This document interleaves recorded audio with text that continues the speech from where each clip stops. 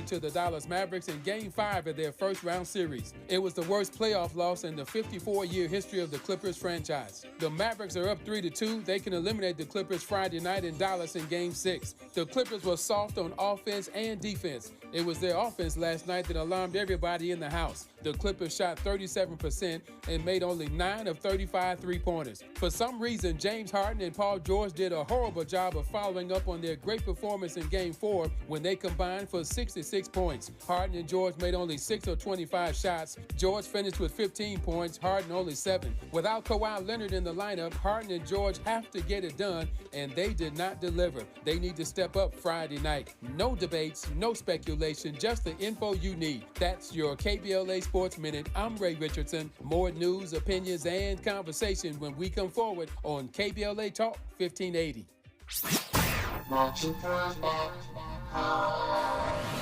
Hi, it's Tavis Smiley. First, thank you for your support of KBLA Talk 1580. We deeply appreciate you. So, I get asked all the time, Tavis, when are you going to bring back that State of the Black Union Symposium you used to do? You know the one where you had all those black intellectuals on stage every year and everybody watched all day live on C-SPAN? Yeah, I know the one. Let's bring them back. Well, I am pleased to tell you that if you go to KBLA1580.com right now, you can sign up to be in the audience here in Los Angeles when we go back live on C-SPAN with a stage full of black thinkers and influencers for a historic conversation. America has never seen a stage full of black folk talking about the urgency of now. Climate justice, climate equity, climate resilience. It's going down Tuesday, June 18th, 4 to 7 p.m. at the California Science Center in Exposition Park. Admission is free, but you must register at KBLA1580.com. Once we reach capacity, you'll have to watch us on C-SPAN. But if you want to be in the room when we go live from Los Angeles, Tuesday, June 18th, head to KBLA1580.com right now to reserve your seat. Caring about the climate, caring about the community. With KBLA Talk 1580, we've got your black. I believe up there. Hey!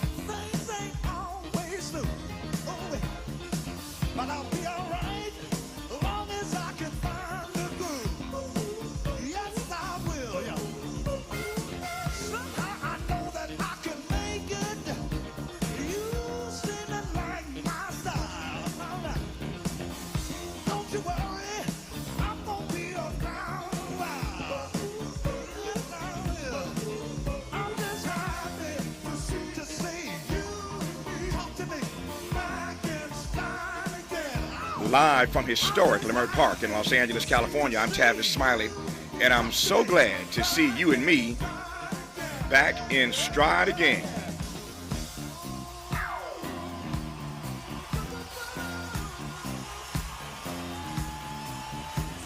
Before we get started with today's show, let me invite you to follow me on Facebook and Instagram at The Real Tavis Smiley, and get updates on X, that's formerly Twitter, at Tavis Smiley. By the way, should you miss any part of today's program or want to catch up on previous shows, you can always visit thetavisSmileyShow.com. That's thetavisSmileyShow.com, or wherever you get your podcast, and listen to the Tavis Smiley podcast version of this live program at your leisure. Another great show on tap for you today in our second hour.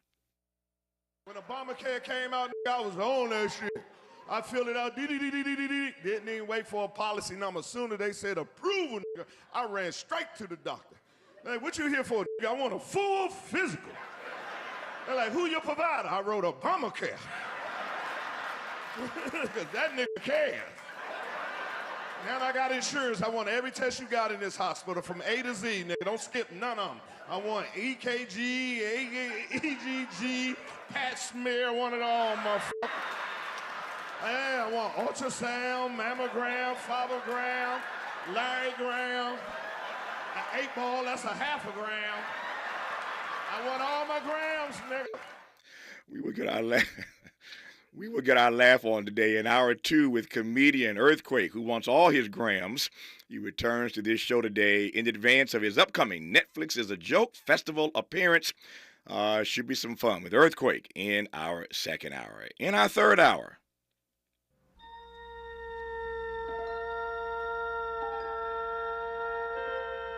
Space, the final frontier.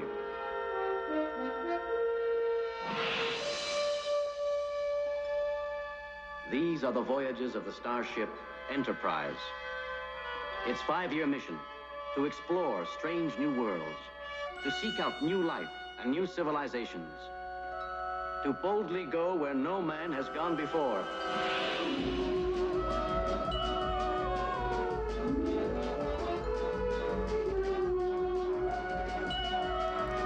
a special treat today in our third hour for all you Trekkies. Captain Kirk is here.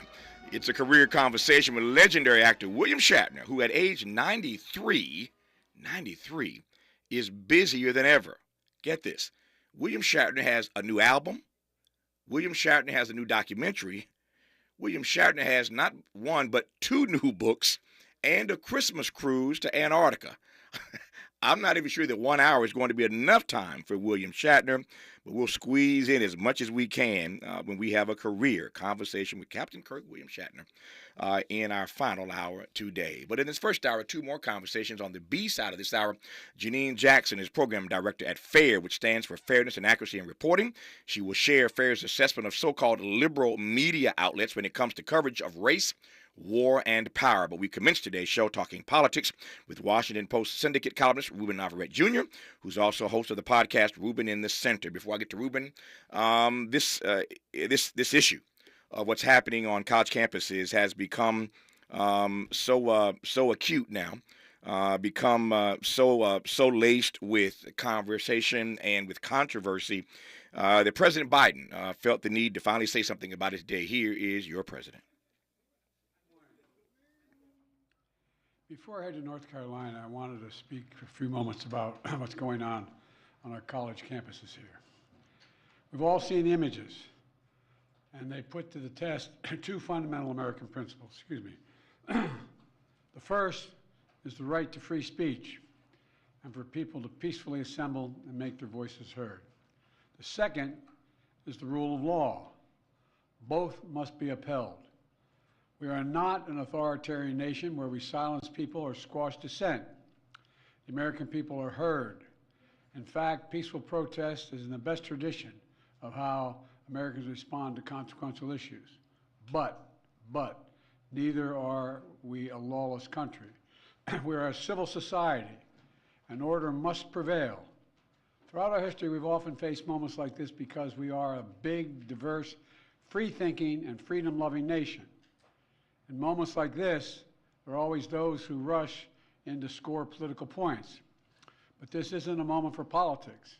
It's a moment for clarity. So let me be clear. Peaceful protest in America. Violent protest is not protected. Peaceful protest is. It's against the law when violence occurs.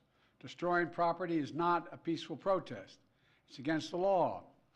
Vandalism, trespassing, breaking windows, shutting down campuses, forcing the cancellation of classes and graduations.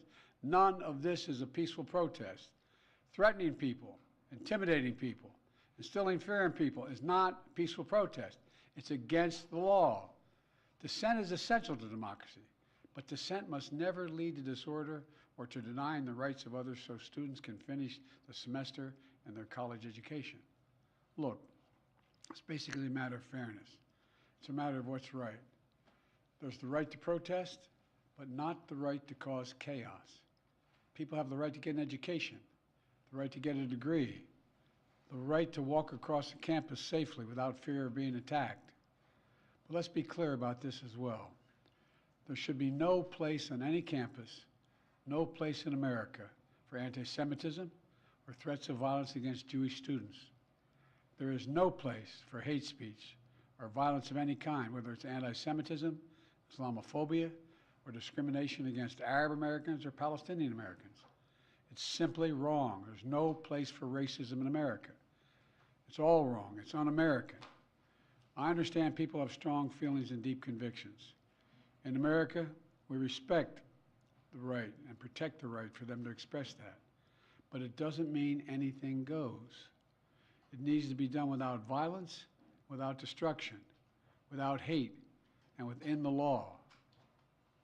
You know, make no mistake, as president, I will always defend free speech, and I will always be just as strong in standing up for the rule of law. That's my responsibility to you, the American people, and my obligation to the Constitution. Thank you very much. That was President Biden just a little while ago at the White House. When we come forward, we'll unpack that. Not his best moment. I heard some things I want to interrogate. We'll do it when we come forward on Tavis Smiley. This is getting good. Yeah, man. Tavis Smiley continues when we come forward. Hey y'all, Mona Swain here from Target's new YouTube series, My Cart is Full, where we feature Black founders and creators highlighting their connection to our community. As an actor and content creator, I love using my voice to inspire young Black women who look like me. When it comes to feeding my shine, seeing myself reflected in Black-owned and founded products at Target brings me joy.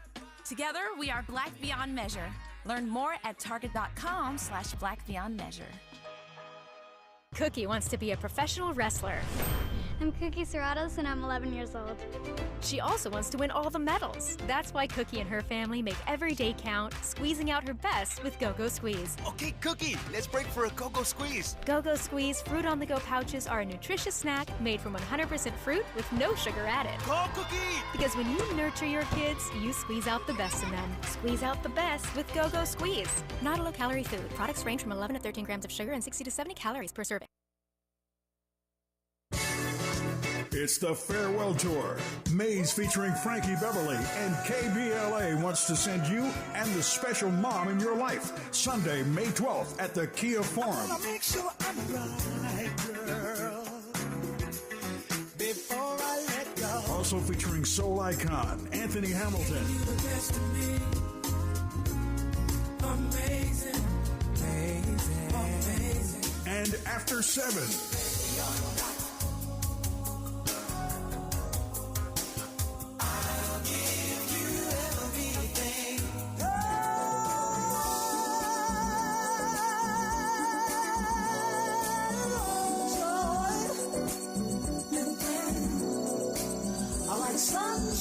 It's a Mother's Day celebration you won't forget. Listen in for your chance to win tickets. And don't forget to wear white. It's the farewell tour with Maze featuring Frankie Beverly. When you use Bounce dryer sheets and your clothes look amazing, it's the sheet. Less static in your life? Yeah, it's the sheet. Smelling fresher than ever? It's the sheet. Oh, so soft fabric? Ooh la la. It's the sheet. Less wrinkles on your clothes? You know it's the sheet. Bounce dryer sheets. More freshness, more softness. Less static, less wrinkles. It's the sheet. Getting quality employees to fill positions in your company is essential, but finding those people can be a major hassle unless you use ZipRecruiter. ZipRecruiter makes finding quality people a breeze. ZipRecruiter's advanced technology identifies candidates with the right skills, sends you great matches, then you can easily invite them to apply. 4 out of 5 employers who post on ZipRecruiter get a quality candidate within the first day. See for yourself. Go to ZipRecruiter.com/free to try ZipRecruiter for free. That's ZipRecruiter.com/free.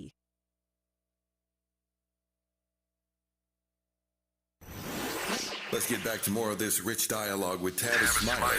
All right, Ruben Navarrette Jr., you first. You heard the president in his remarks from the White House a little while ago. Your thoughts, and I'll follow you. So, my brother, you and I have known each other for 30 years. We're two hardworking brothers, but now that I hear what William Shatner's up to, I feel like a slacker. How about you? Yeah, it's embarrassing. He's at 93 and doing all that. We'll talk to him in hour 3. But yeah, I felt the same way when I read all his ongoings. Yeah, his doings. As to the news of the day, I think I have a hunch that you and I are going to disagree about what happened last night. I think we woke up in Wonderland, in this really strange place where you have, let me get this straight, privileged white students at UCLA in one of the most exclusive neighborhoods in America, a beautiful campus, who are last night yelling and jeering and taunting black police officers from the LAPD. You can see all this in the year in which we live now. You can see this on X. You can see this. People have phones. They put it on social media. It's like you're there, right? Mm-hmm. So we were able to see with our own eyes white, privileged UCLA protesters saying to black police officers, I am more black than you are. I heard them refer to a black police officer as a, quote, slave catcher. You should be ashamed. Whose side are you on? This morning, I saw another video of more white liberal protesters taunting a black man who was pushing his baby in a stroller through UCLA. He's a student at UCLA, and they were basically blocking access to the quad. And he was saying, you know, how dare you, these white liberals, block access for me and my kids. I'm a student here. At which point, an older man who's there, sympathetic to the protesters, says, oh, you're at UCLA. How did you get in? So now we're going to go there, right? We're having a conversation about that now. So we're in Wonderland. We're in this strange, bizarre place where all of a sudden white liberals who are on UCLA campus are so presumptuous that they're able to lecture black cops and black people about oppression. I guess you're going to give a seminar later today in Westwood. That'll be good to attend. Maybe you and I should go to that. So I think it's a bizarre time. In terms of what the police did, Tavis, when I went to bed last night at 1 a.m, we were in a different scenario. The cops had moved in, LAPD had moved in, and they were pushed out. They were blocked, and they retreated. And when they retreated, you saw protesters saying, okay, LAPD, move along. And they were jeering them. They were taunting them. They were laughing at them. And I thought to myself when I went to sleep, if this is where this stays, this story, then the protesters will be emboldened. The police will have made a disastrous error by not following through. They blinked, woke up 5 hours later to a whole different world. All the arrests had happened. It had to happen. Here's why it had to happen, my final word, because you saw the counter-protesters a couple of days earlier. UCLA administration knew that if they didn't clear that quad, somebody eventually was going to get hurt or killed through these counter-protesters and protesters mixing it up as they did the other night. Yeah. Your thoughts quickly then about what the president had to say today. Oh, listen, this is where I think you and I are going to disagree a little bit because I thought that was spot on. I have not had much positive things to say about President Biden, but I loved his remarks. He had to thread the needle to say that we're in favor of free speech and peaceful protest. But let's not lose our grip on reality here. Let's not get it twisted, as the kids say.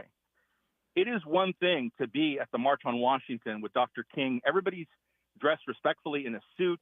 They're peaceful protests. They're forcing America to live up to its own promise.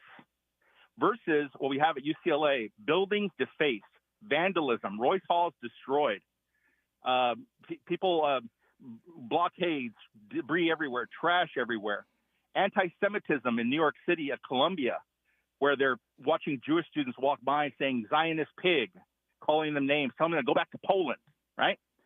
What President Biden had to do today, Tavis, was to say, look, we need to not get this stuff mixed up. People have a right to peaceful protest, but this stuff that's happening is something else. I personally think we need a new lexicon, a new language. When you deface with graffiti and spray paint a building that belongs to Tavis, Smiley, and Ruben Navarrette and all the people of California, because that's a public building paid for by our tax dollars, that's not protest. You don't get to use the P word. That's something different. What you did was something different. I'm glad the cops did what they did. I wish more of those kids had been arrested. They need to learn their lesson. So Ruben starts out talking about what happened at UCLA last night because, one, it is national news. It has taken the front page, if you will, of this story about what's happening on these college campuses. Now, I only raise that because, as Ruben and this audience knows, you all know, these protests are happening literally not just in California, but everywhere from California to the Carolinas. All across this country on college campuses, there are thousands of students now who've been arrested, detained. Some of them are going to be expelled. Yesterday on this program, we had Carl Hart out of Columbia, Dr. and Professor Carl Hart, talking about the Columbia campus and all that's happening there. So this story has, again, risen to a level high enough that the President of the United States thought he needed to address it today. but it's happening all across the country, number one. Number two, on either side of any protest, this or any other, there are going to be knuckleheads. And what I don't like is when my friend Ruben Navarrette Jr. or anybody else comes on this program and tries to act like they're only knuckleheads on one side. I will not tolerate that. In any protest, there are knuckleheads always on both sides. We must keep that in mind, and that didn't come through respectfully in Ruben's commentary. Number three, I understand the position the president's in. It's a tight spot. He had to today, as Ruben said, thread the needle. I understand nuance. Nuance has its place. And yet my greater concern is that while the president did an admirable job, an adequate job to my mind at least, of threading the needle, here's where he missed the mark. And this is what troubles me about this conversation that we're having now, this faux pseudo conversation about what protest really means. When he says you have the right to protest, but to not cause chaos, what the heck do you think protest is? Protest is causing chaos. When you shut down a freeway, when you shut down an entrance, when you do this to get attention, Carl Hart reminded us yesterday, I remind you again today, of the words of Dr. King. Protest, violence, riots oftentimes are the language of the unheard. It's not condoning it, but these persons otherwise are powerless to be heard. So that protest is chaos. I'm sorry, Mr. President. You can't tell me we can protest but not cause chaos. You don't know, apparently, what protest is. He's wrong about that. And then to suggest that he runs this list in that speech of all these things that are unlawful. Wrong again. It is not unlawful to stop or to block a graduation. That's not in the law. Nowhere in the law does it say you can't disrupt a graduation. You can't disrupt this. You can't disrupt that. That is not unlawful. Again, that is exactly what protest is. That is what protest is about. If you're not going to do something to get people's attention, if you're not going to do something to get you on the front page of the paper, if you're not going to do something to get Tavis, Smiley, and Ruben Navarrette arguing about it, then what is the point of engaging in a protest? It is designed on the part, oftentimes, I hear Ruben's point about the white elite at UCLA. Again, Ruben's playing tricky with the facts. Yeah, there are a lot of white elites. But these protests are full of people of color as well. The data is incontrovertible. When it comes to black people in particular, you know where we stand on this issue of Israel and Palestine, this issue of Israel and Gaza. You understand why black people have an empathy, not a sympathy, but an empathy toward what the Palestinian people have been subjected to. And I'm not talking about taking sides. I'm just saying to suggest that these protests are all about white elites is not accurate. So I'm all for protest. And what concerns me in this moment is that we are shutting down protest, period, hard stop, full stop. That, Mr. President, is un-American. That's what's quintessentially un-American, to shut down protests. Excuse me, I think this country came into existence over a protest. I think it was called the Boston Tea Party.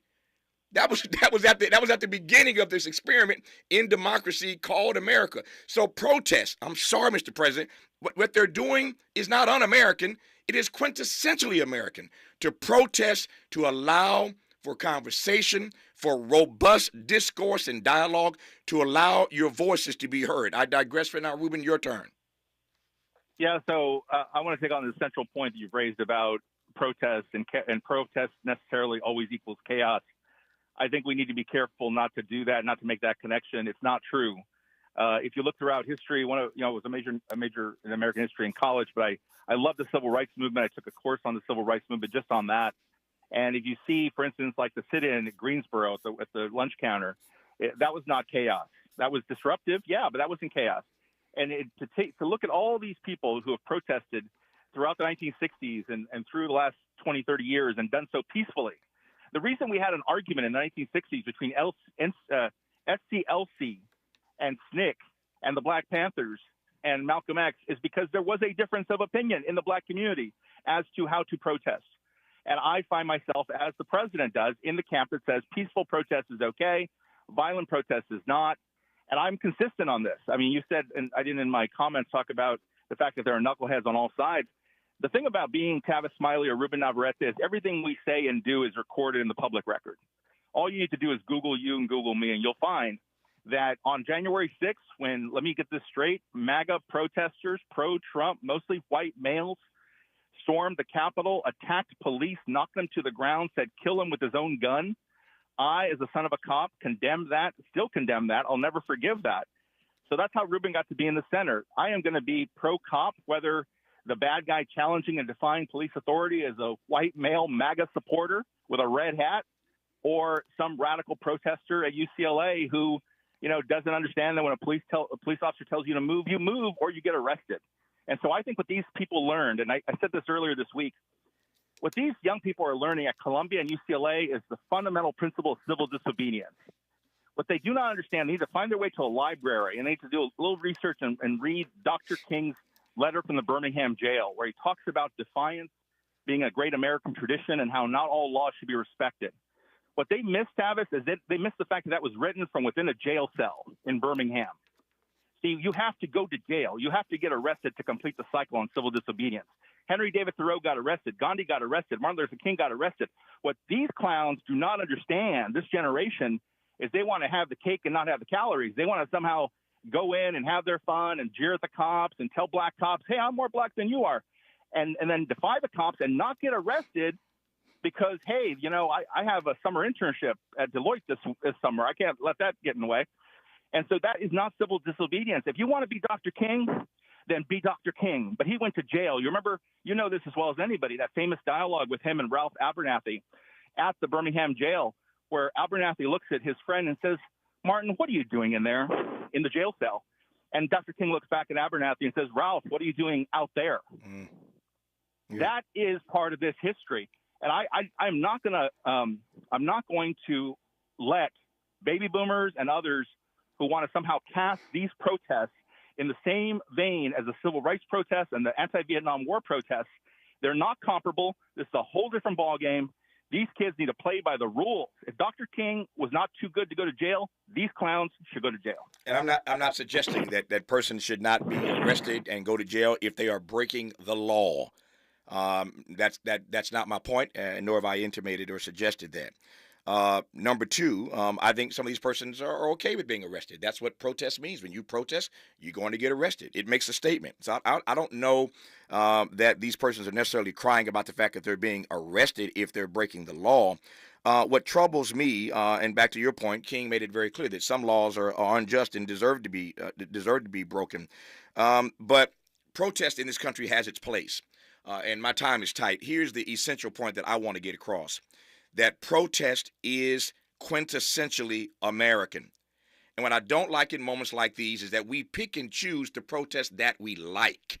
That's what this debate is really all about, if you want to call a spade a spade. We don't like these particular protests. And that's why you're getting all this pushback. But as I said earlier, in your civics class, in my civics class, the Boston Tea Party was all that and then some. We have never, ever called the Boston Tea Party a violent insurrection. We've never called, let me stop, I'm out of time. You take my point. We pick and choose the protest and the protestors. Let's put a finer point on it. We pick and choose the protest and the protestors that we like and the ones that we don't like. I digress for now. Ruben will do it again. All the best to you, my friend. Take care, brother. Love you. Love you back. More of Tavis Smiley when we come forward. More of Tavis Smiley when we come forward.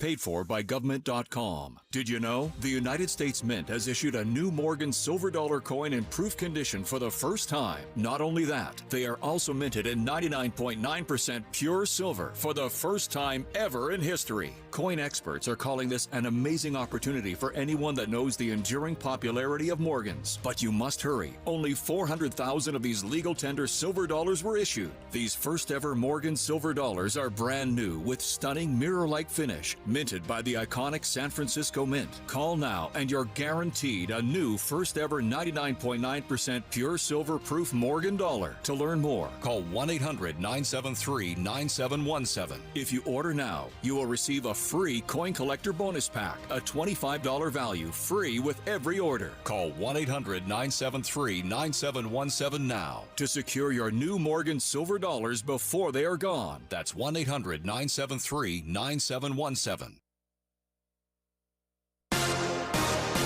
Thank you for joining us, everyone. I'm Mike Moore. Here's the latest from the Black Information Network. Civil rights groups in Louisiana are appealing this week's redistricting ruling to the U.S. Supreme Court. A federal court this week shot down a proposed congressional map that added a second black majority district. The legal fight adds uncertainty to the November election. State election officials need to know the boundaries by mid-May. There is a new update to a national task force guidance for breast cancer screenings. The U.S. Preventive Services Task Force is now recommending women between the ages of 40 to 74 to get a mammogram every other year. Previous USP-STF guidelines made in 2016 said biennial mammograms should start by age 50, and then the decision for women to screen in their 40s was at their discretion. And that's the latest. I'm Mike Moore from your...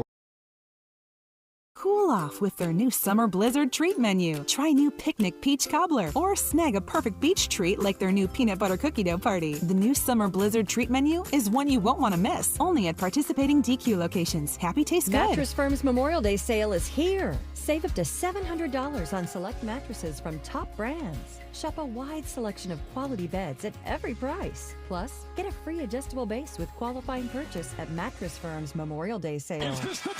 This is the KBLA Sports Minute with Ray Richardson. A disastrous night for the Clippers at Crypto.com. The Clippers lost by 30 to the Dallas Mavericks in Game 5 of their first-round series. It was the worst playoff loss in the 54-year history of the Clippers franchise. The Mavericks are up 3-2. They can eliminate the Clippers Friday night in Dallas in Game 6. The Clippers were soft on offense and defense. It was their offense last night that alarmed everybody in the house. The Clippers shot 37% and made only 9 of 35 three-pointers. For some reason, James Harden and Paul George did a horrible job of following up on their great performance in Game 4 when they combined for 66 points. Harden and George made only 6 of 25 shots. George finished with 15 points, Harden only 7. Without Kawhi Leonard in the lineup, Harden and George have to get it done, and they did not deliver. They need to step up Friday night. No debates, no speculation, just the info you need. That's your KBLA Sports Minute. I'm Ray Richardson. More news, opinions, and conversation when we come forward on KBLA Talk 1580.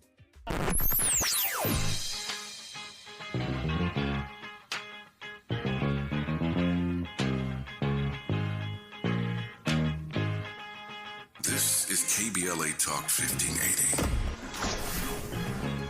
Talk radio. That's music to your ears.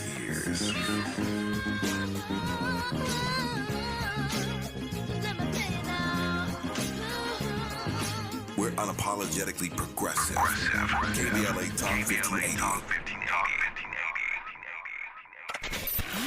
We've got a lot to talk about. Are you interested in catching up on all the latest entertainment news, trending topics, and exciting interviews? I got you. Tune in to The Raw Report with Robin Ayers, Monday through Friday, 6 to 7 p.m. I'm your host, Robin Ayers. Join me every weekday with some of the best entertainment contributors in the business as we break down what's going on, who's got next, and what not to miss. Only on The Raw Report with Robin Ayers. Unapologetically progressive. KBLA Talk 1580. We've got your black.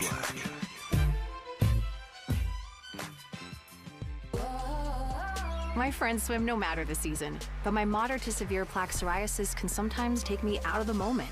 Now, thanks to Skyrizi and clear skin, count me in.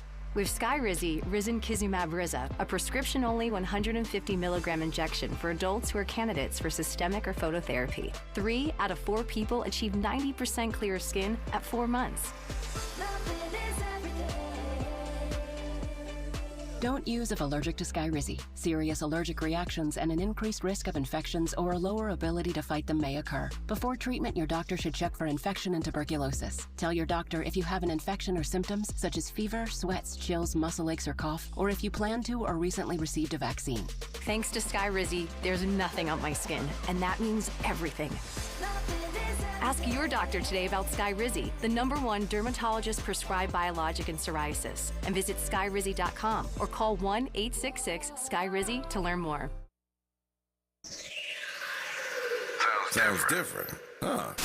This is Tavis Smiley. I always appreciate a spirited conversation, and I can always count on Ruben Navarrette Jr. for one of those. So that was fun. But the points are the points, and his point came through, and I hope mine came through clearly as well. Protest is American. I digress. On the B side of this hour, Janine Jackson is with us. She's program director at FAIR, which stands for Fairness and Accuracy in Reporting, and I wanted to have her on to share FAIR's assessment of so-called liberal media outlets when it comes to coverage of race, war, and power. Before I do that, though, I want to get her take on this story that is breaking today, that House Republicans are calling for NPR's CEO to appear at a hearing on May the 8th following a now former staffer's allegations of bias in news coverage. This is a big deal. Let me start by with full transparency. I was at NPR, as many of you know. I was on NPR for years, so I know the place well, and again spent some good quality time at NPR. And yet they're in trouble these days. Big story in the New York Times a few days ago. They're losing listeners. They're losing funding. And this brouhaha about bias in their news coverage as one of the most, every year, perennially, as long as I can recall, NPR is regarded as the most trusted news source in the country, or certainly one of the most trusted in the country. And this story has gotten ugly about bias in their news coverage raised by, again, a now former staffer. But Republicans have jumped all over this. They've never liked NPR to begin with. They call it part of the liberal media bias in this country. And so Donald Trump has pounced. Republicans have pounced. And now they're calling for investigations and to hearings into NPR. So we'll start with that, Janine, and tell me how FAIR is covering this, and we'll move from there. Well, I'm very happy to be here. Thanks for having me on. I think to understand this current story, we need to go back a minute, which is often the case. And I would ask listeners to remember when the conservative media machinery was getting started. Well, it actually started in the late 60s, but as it was getting underway in the 80s, there was a head of the Republican National Committee named Rich Bond, and he described a strategy that he called working the ref. He explicitly called it working the ref, and what that meant was that conservatives were going to consciously attack media outlets as being insufficiently open to right-wing points of view, and that they were going to do that no matter what the content of those outlets was, and that would be a way of softening them up to include more and more right-wing points of view and further to the right points of view. This was an explicit strategy on the part of conservatives, and they particularly targeted all media, but they did call out early on, we're going to go after public media, where some folks might remember when Bob Dole was attacking public television, PBS, and saying they are hiding behind Bert and Ernie while they're shoveling out money for gay programming. You know, this was the line then. This is very similar to what is happening now in the attack against NPR. You could look to these arguers to say, what is your evidence? You know, do us some counts, you know, count perspectives included in NPR, but they won't do that. What they will do instead is point to one story that they didn't like, one perspective that they didn't like, and say, this just proves.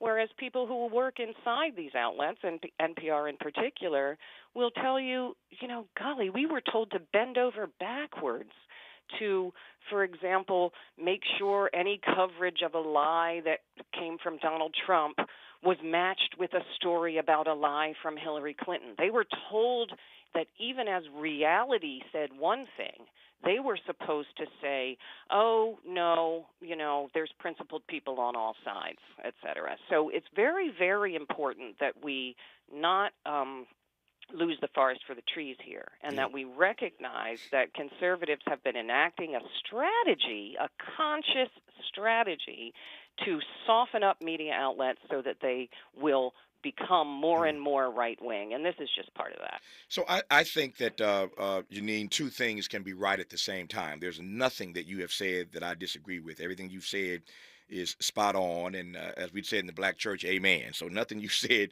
that I disagree with, but I think, again, two things can be right at the same time. And here's my point. I have never bought this argument that there is a liberal media bias in this country. I don't buy that conservative. Yeah, I don't buy that conservative talking point, and I'll let you unpack that more with data, with evidence about coverage of race and war and power in this country. We'll get to that, I promise, in a moment here. But again, back to my point that two things can be true at the same time. What I know, because I've spent time at NPR and PBS, and just allow me to say this, I think you know this, and this audience certainly knows it, but just to just put my bona fides on the table, I am the first African-American in the history of NPR to have his own daily show. I'm the first African-American in the history of PBS to have his own nightly show. I'm the first American, period, to be both on NPR and PBS 5 days a week simultaneously. It didn't happen before me, and it ain't happened since me, since my leaving NPR and PBS. So I know something about these institutions is my point. Not to brag, but I understand what it's like. My point is this. When you're black and you get on the inside, you realize that these networks are not as liberal as conservatives think they are. And frankly, they're not as liberal as anybody else thinks they are. And so you realize that they aren't people of color by the numbers on the air. There aren't people of color by the numbers in leadership positions. There aren't people of color by the numbers on the boards. Don't get me started. This is not what Lyndon Johnson had in mind when he pushed to do public media, public television, PBS, public radio, NPR. This was not the idea. Go back and read the initial charter. Public media was founded for two reasons initially. I'm telling you what I know, not what I heard. It was founded for children's programming. And it was founded to create programming for people of color who'd been left out of the mainstream dialogue. PBS and NPR, these public media outlets, have done wonderfully on children's programming. To your point, Bert and Ernie and Big Bird and all of that, and Barney, they've done wonderful on children's programming. Not so much when it comes to people of color as hosts, as or subject matter, or certainly in leadership positions. And so what you have is you have these two networks, NPR and PBS, and just call it what it is, that are run by the good white folk. That is not what Lyndon Johnson had in mind when he did it, but these things are wholly owned subsidiaries of white people, whether they're liberal or not. And that part of the conversation, Janine, is uncomfortable, but we never had that. We would defend NPR, would defend PBS against the liberal media bias, and I'm defending them against it as well. I'm the first one in line to defend them against that attack. But they have not done what this charter was set out for them to do in the first place. I digress and let you respond. You're only adding fuel to my fire, Tavis, because I completely agree. And those of us who are old enough or who have read the documents will remember that the Public Broadcasting Act of, I think it was 1967, also called on public media to be specifically not super educated, not places where people talked slower and didn't yell at each other. That wasn't the idea, to do a niceified version of what was happening on commercial media. The idea was that they would specifically be arenas for controversy and debate, and that they would be a platform and a space for views that commercial media did not want to support. Right? So they were not meant to be a nicer version of what you were getting anywhere else. They were meant to actually be a genuinely substantive alternative. And what happened, history, they got 5 years out of the box, and then Nixon said, we're not going to let them have funding for multiple years. We're going to make public broadcasting go before Congress every year to fight for their funding. And at that point, very early on, the promise was squelched, I believe. I completely agree with what you're saying. And I think that just structurally, the idea of it was squelched when they were not given a leash to do what they were supposed to do, which was to be a genuinely alternative place from what we were seeing elsewhere in the news. And over the years, as Janine knows, there have been a number of class action suits brought by black people against NPR. So my point is simply this. Again, two things can be true at the same time. I want to push public media, NPR and PBS, to do better. I want to push them to be better. They got a long way to go in the most multicultural, multiracial, multi-ethnic America ever. I want to push them to do and to be better, but I will not stand by and let anybody try to destroy public media. We ain't going to have that either. More with Janine Jackson when we come forward on Tavis, Smiley. You're listening to Tavis Smiley. Ranked number 45 on the Heavy 100 list of the 100 most important radio talk show hosts in America. What is dedication? My biggest fear in the middle of my addiction was that my kids wouldn't have a father. And I started thinking, you know what? This isn't my story. I definitely had to become a better man to be a better father. It's important to me that my kids are empowered and truly believe that if they can think it, they can do it. That's dedication. Visit fatherhood.gov to hear more. Brought to you by the U.S. Department of Health and Human Services and the Ad Council. Joey from Vermont, a farmer trying to get through the winter. Adriana from South Carolina, a single mother living paycheck to paycheck. Liam from Ohio, an injured father struggling to provide for his family. Hi, I'm Shanola Hampton, and I support the Feeding America network of food banks because they help provide over 6 billion meals to people in need each year. Learn more at feedingamerica.org.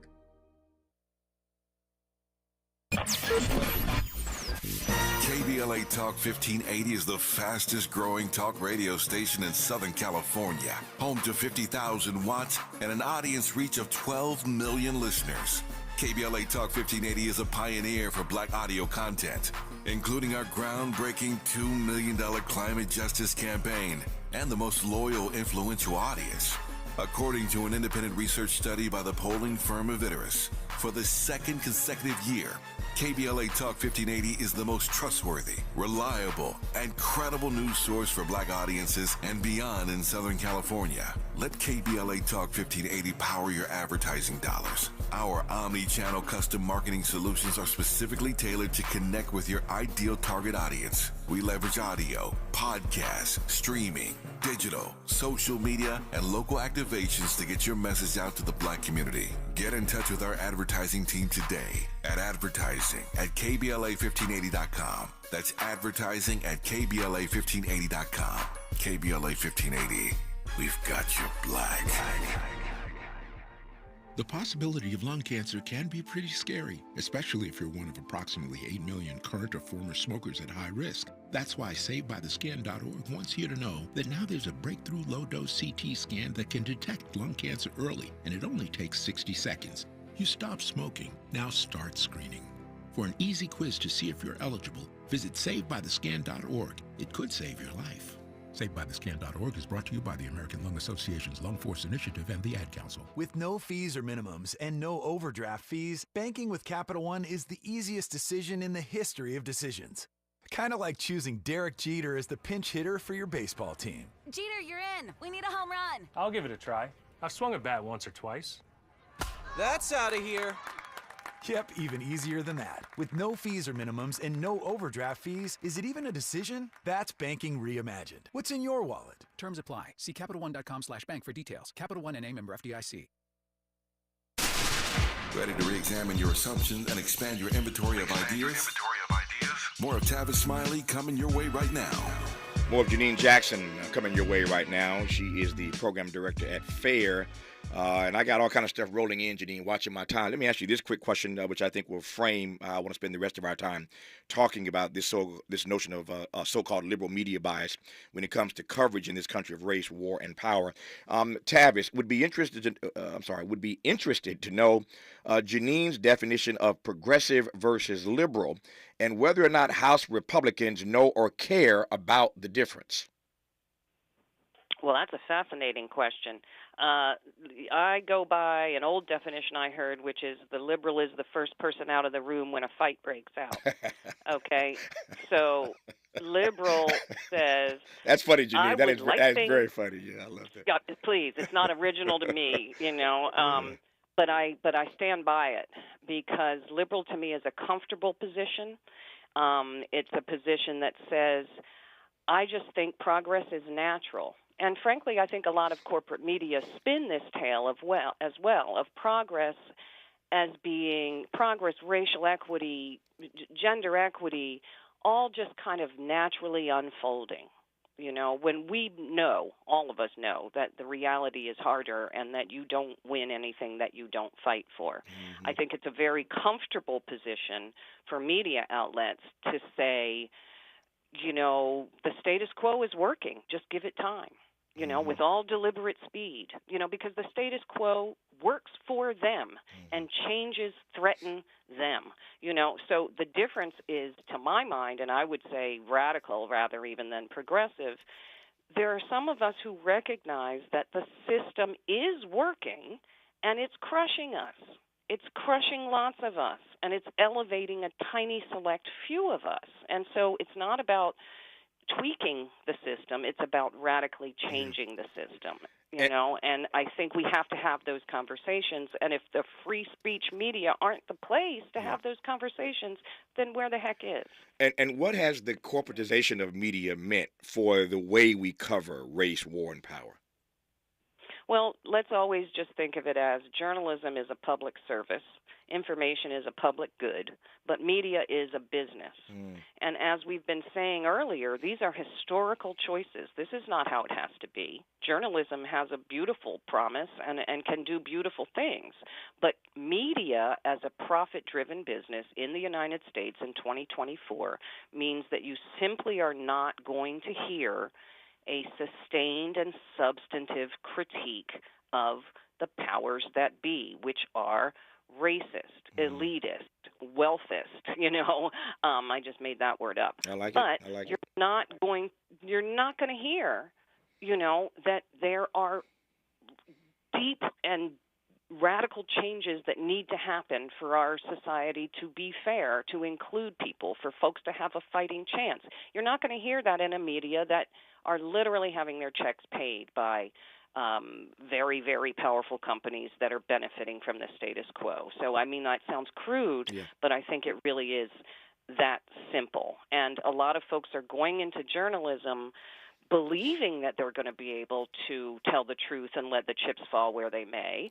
But like any other company, you get the climate, once you're there, and you're kind of told, don't do this story, do that story. And they don't tell you, because we're have fealty to the powerful. They just say, what, it'd be better if you do this. It'd be worse if you do that. And so we get the kind of coverage that we do. Janine Jackson is a truth teller, and sometimes, to her point, the truth is crude, and I'm okay with that. Our remaining moments with affairs, Janine Jackson, when we come forward on Tavis Smiley. Seeking the truth, speaking the truth. This is the Tavis Smiley Show. If you're like me, 60 and retired, making ends meet, especially here at the supermarket and drugstore, is tough. I'm so blessed to have found benefitscheckup.org. It's a free and confidential website from the National Council on Aging that connected me to $1,200 a year in programs that help pay for food, medicine, utilities, and more. Maybe it can help you. benefitscheckup.org. My daughter was diagnosed with a rare malignant rhabdoid tumor on the spine. They sent her straight to St. Jude. My hope was gone. But when you get there, everyone's like, hey, we're not going to give up. And when you see other people not giving up on your child, that makes all the difference in the world. When I found out I didn't have to pay, I was just grateful they saved my baby's life. Finding cures, saving children. Learn more at stjude.org. KBLA Talk 1580. We've got a lot to talk about. KBLA Talk 1580, connecting you with services and solutions. Stay Housed LA has the resources you need to know your rights and the legal support to back them up. The COVID-19 pandemic has cost people their jobs and livelihoods. This has left an estimated 1/3 of households not being able to make rent and facing losing their homes. This is a fear no one in our community should have to face. You have rights, though, and Stay Housed LA is here to help. Stay Housed LA is a partnership between the County of Los Angeles, the City of Los Angeles, and local community and legal service providers. Together, they provide tenants with the information and support needed to exercise their rights so they can remain safely in their homes. Find out more about your rights by participating in a virtual tenant workshop. Get the legal assistance you need. Find additional resources in Los Angeles County and the City of Los Angeles. Stay connected to Stay Housed LA County for updates. This and more at stayhousedla.org. Stay connected to Stay Housed LA for updates. This and more at stayhousedla.org. That's stayhousedla.org. Or call their hotline at 213-694-0040. We've got your Black with a community call to action from KBLA Talk 1580. City of Los Angeles tenants and landlords participating in the Emergency Renters Assistance Program, beware of scammers. Notifications about your application will only come from the City of LA in emails ending in lacity.org. Protect yourself. Contact the LA Housing Department by email at lahd.erap@lacity.org or call 866-557-7368 to check communications you receive about the program. You can also verify your application status at housing.lacity.org. That's housing.lacity.org. Who do you trust to get at the truth? Tavis, Smiley. That's who. The conversation continues right now. I said earlier, and my guest Janine Jackson, program director at FAIR, Fairness and Accuracy in Reporting, both agree on this, that this notion that there is a liberal media bias in this country is a bunch of poppycock. I don't buy it, and she doesn't buy it. And yet it does lead me to ask, in the 3 minutes I have left here, Janine, which I will yield to you, whether we're getting better or worse when it comes to coverage of race, war, and power in American media. Well, I unfortunately have to say I don't think we're getting any better. And, you know, folks get tied up in the liberal, conservative, but I think what a lot of folks recognize is what we have is a top-down bias, which is that media define news as what powerful people say and do. And as long as that is the case, we are going to see underrepresentation of people of color, of LGBTQ people, of underserved, marginalized people. That's going to continue as long as corporate media are corporate media. The upside is that we have other outlets and other ways to speak to one another. So rather than waiting for the New York Times to suddenly wake up and decide, that they want to do more inclusive and more debate-filled coverage, I think we need to build up alternative and independent outlets where we can have those kinds of conversations and where we can include the perspectives of people who are never, no matter how pretty they act, no matter how respectable they speak, are never going to have a seat at the table in elite media that are basically about continuing a status quo that is not working for millions and millions of people. And finally, this notion that somebody raised of both sidesism, your concerns or your thoughts about the fact that media these days, even so-called liberal media, bend over backwards to offer the other point of view, even when it is totally illegitimate. Exactly. This is called triangulation, and again, the right wing do it very well. They say we know that due to all kinds of historical reasons, corporate ownership, history of McCarthyism, all these things we know, corporate media are always going to be trying to say that they are bipartisan, that they are balanced. So as long as you keep moving one of those posts further and further to the right into utter craziness, you can count on elite media to say, I guess the truth is somewhere in between. The good news, again, is that people are waking up to that, have woken up to that, and are looking for other sources of information. I love FAIR, have always respected their work, and have used their reports and publications throughout the balance of my career. FAIR stands for Fairness and Accuracy in Reporting. The program director at FAIR is Janine Jackson, who I've been honored to have had on this program. Janine, thank you for your work and your witness. Good to have you on this program. It's been my pleasure, Tavis. Thank you for all you're doing. Thank you, Janine. When we come forward, we'll get our laugh on for the next hour with Earthquake on Tavis Smiley. KBLA 1580 Santa Monica. Thank you for joining us, everyone. I'm Mike Moore. Here's the latest from the Black Information Network. Civil rights groups in Louisiana